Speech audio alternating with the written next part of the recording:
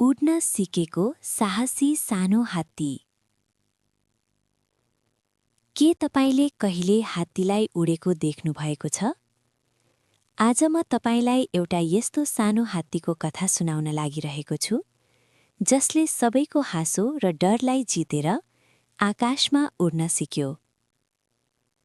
हरियो, शान्त र सुन्दर जंगलमा सबै जनावरहरू खुशी साथ बस्थे। त्यही जंगलमा बस्थ्यो एउटा सानो हात्ती। उसको नाम थियो गोलु। गोलु अरू हात्तीभन्दा सानो थियो, तर उसको सपना भने धेरै ठूलो थियो। ऊ हरेक दिन आकाश हेर्थ्यो, चराहरू उड्दै गरेको देखेर सोच्थ्यो, कति राम्रो हुन्थ्यो होला म पनि उड्न पाएको भए। तर जंगलका अरू जनावरहरू गोलुको सपना सुनेर हाँस्दथे। बाँदर, हात्ती र उड्ने, हाहाहा। गैंडो, तिमी त जमिनमै भारी छौ।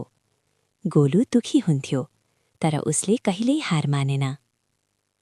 एक दिन जंगलमा ठूलो आँधी आयो। सबै जनावर डराए।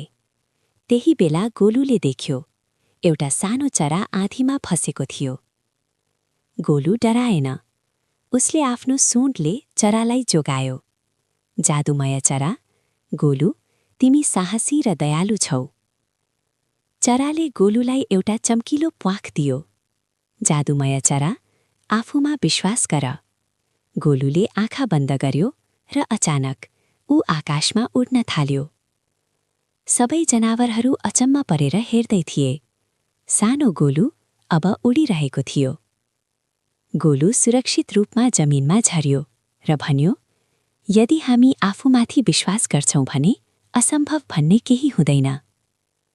यो कथाले हामीलाई सिकाउँछ, साहस र आत्मविश्वासले सपना साकार बनाउँछ।